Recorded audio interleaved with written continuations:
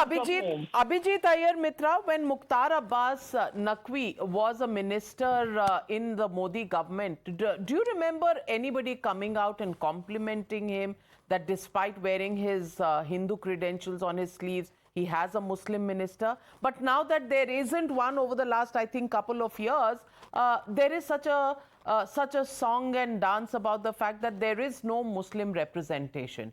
And do you think not having a Muslim representative in the cabinet has actually skewed work done for the minorities? Not at all. If you remember, with Mukhtar Abbas Naqvi and even before him, Shahbaz Hussain, do you remember the kind of taunts they used to get? Bike hue Musalman and all kinds of nonsense that they used to get thrown at them. So, this is, and it was particularly vicious. Second, we need to remember that we're a very unique position in India. There is a difference between the Shia and the Sunni out here.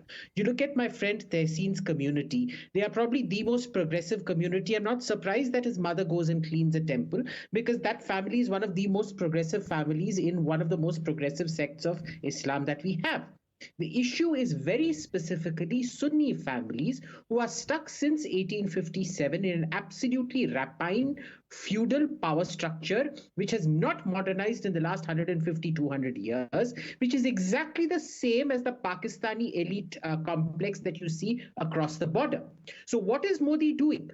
He is delivering, and this is why the budget got reduced, because the budget given to the minority ministry does not mean the money spent on minorities. Please remember that. That money was spent separately on education schemes, on electrification, on building toilets, etc., etc., etc., where the community then gets its due from the government and does not have to go through all kinds of middlemen who essentially weaponize and politicize the delivery of goods and services to average Muslims on the ground. Now, average Muslims on the ground, Abhijit, I'm completely out of time, but the question is, the average Muslim on the ground, does he not see the magic that is happening in the Middle East? Is this only happening in the Middle East?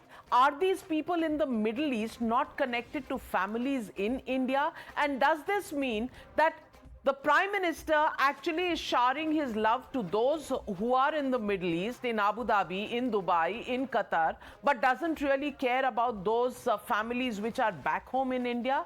Well, it is something that requires some soul searching, but if you're looking for 2-minute politics, obviously the all-around development and care that has gone into every citizen of India, regardless of his religion, is something that politicians will always be in denial of.